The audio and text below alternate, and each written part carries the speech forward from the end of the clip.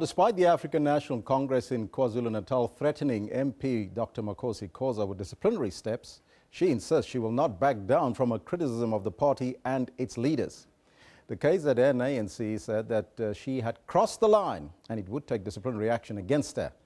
In a Facebook post earlier this week, Khoza said that she refused to die silently. She had received death threats following her criticism of the president, Jacob Zuma, and was given 21 days to live.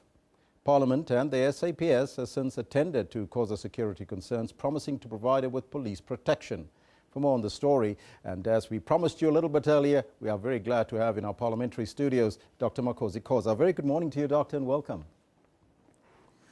Good morning. Thank you very much for having me. Now, we wanted to play you the clip from the KwaZulu-Natal ANC that indicate that they will take disciplinary action against you, but we are running a little bit out of time. They also say, Doctor, that you had 2 days that was particularly set aside at the policy conference to raise any issues and challenges and problems that that is facing the ruling party as well as the president, and you have not used that opportunity to do so.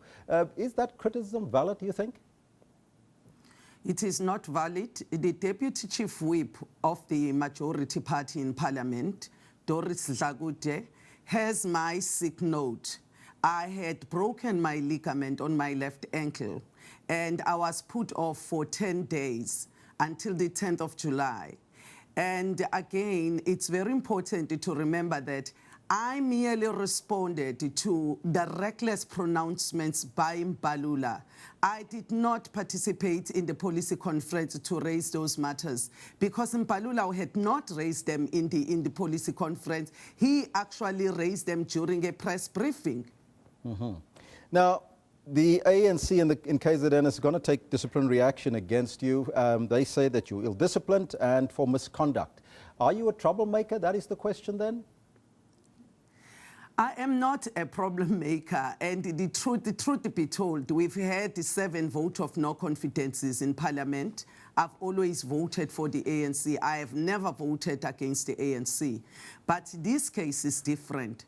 On the 7th of April, the people of South Africa marched, demanding the very thing we've been voting against. So I am trying to act consistent with the mandate given by the people.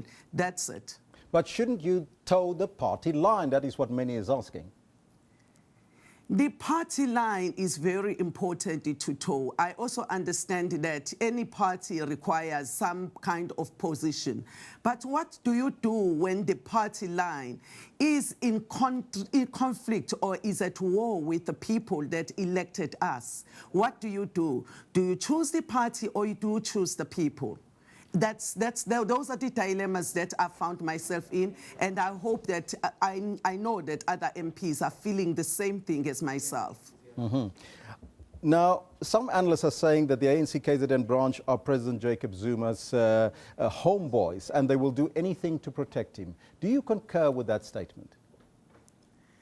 Number one, the very ANC PEC that wants to charge me is being challenged in court. Its legitimacy is being challenged in court. I do not understand why can't they wait until they validate their legitimacy sometime in March in court. And they are charging me.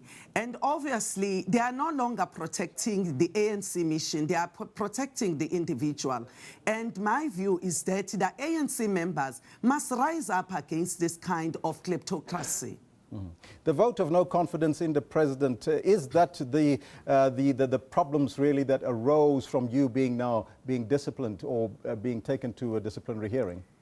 That's exactly what they are talking about. It's about that. And even that death threats that I've received are linked to the vote of no confidence.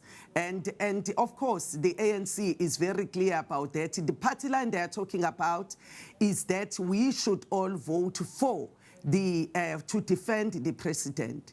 And unfortunately, I have decided to side with the people, and this is the price that I have to pay.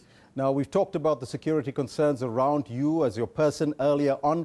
Have you been given the security that you were looking for in order to protect yourself? We are still talking with the police because there are quite a number of issues that we have to address. You must remember that Fikile Mbalula himself equated people like myself to suicide bombers. You will also remember that the very Minister of Police had threatened the dismissal to those who will vote for the vote of no confidence.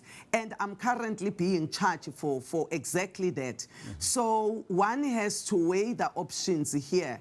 And I am having a meeting with them again today, which is why I'm here in Cape Town. Mm-hmm. Are you ready for the disciplinary hearing in KZN? My lawyers are going to handle that, and we are going to deal with those issues. I can't wait for those charges because I want to know what am I being charged for. Because in my view, there is not a single rule in that ANC constitution that I have broken. Mm-hmm. I have acted consistent with the leader of society that we proclaim as the ANC. Doctor, what's your way forward now? Are you just waiting for the charge sheet before you can move forward? I am waiting for the charge sheet. In fact, even the way the whole procedure is actually flawed because I hear from the media that I am going to be charged. I even know from the media that my charges are coming on Tuesday. And the person who is supposed to be charged has not been alerted.